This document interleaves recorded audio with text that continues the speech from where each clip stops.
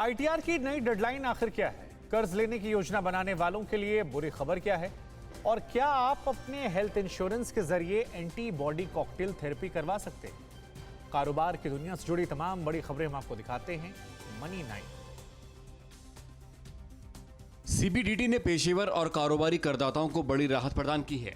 इनके लिए income tax returns file करने की अंतिम तारीख को बढ़ाकर 15 मार्च 2022 कर दिया गया है। सीबीडीटी का कहना है कि कोरोना और नए पोर्टल में तकनीकी खामियों के चलते करदाताओं और हितधारकों को हो रही परेशानी को देखते हुए अंतिम तारीख आगे बढ़ाने का ये निर्णय लिया गया है। टेलीकॉम कंपनियों टाटा टेलीसर्विस और वोडाफोन आइडिया ने सरकार को चुकाए जाने वाले बकाया ब्याज को इक्विटी में बदलने का फैसला किया है। इससे सरकार को टाटा टेलीसर्विस में 9.5% और वोडाफोन आइडिया में 35.8% हिस्सेदारी मिलेगी। इस खबर के बाद वोडाफोन आइडिया का शेयर करीब 21% टूट गया है। कोरोना के लिए अभी तक कोई विशिष्ट दवाई उपलब्ध नहीं होने के कारण कई लोग एंटीबॉडी कॉकटेल थेरेपी ले रहे हैं। इसकी लागत बहुत अधिक है। IRDAI ने सभी स्वास्थ्य बीमा कंपनियों को कॉकटेल थेरेपी के दावों को अस्वीकार नहीं करने का निर्देश दिया है। CMI ने 4 चुनावी राज्य उत्तर प्रदेश, पंजाब, गोवा और उत्तराखंड में रोजगार के ताजा आंकड़े जारी किए हैं। इन राज्यों में रोजगार की हालत सुधरने के बजाय बिगड़ी है। CMI के मुताबिक उत्तर प्रदेश में रोजगार दर दिसंबर 2016 के 38.5% दिसंबर 2021 में गिरकर 32.8% हो गई है।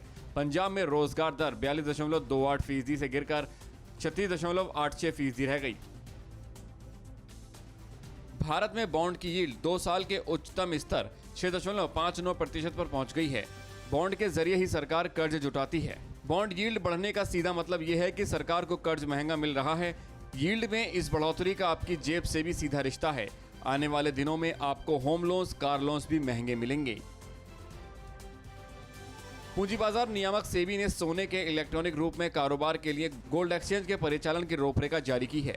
सेबी ने एक परिपत्र में कहा है कि जो शेयर बाजार EGR में कारोबार शुरू करने के इच्छुक हैं, वो इसके लिए आवेदन कर सकते हैं। नई रूपरेखा के तहत पूरा सौदा 3 चरणों EGR तैयार करेगा। शेयर बाजार में EGR में कारोबार और EGR को भौतिक रूप से सोने में बदलने में होगा।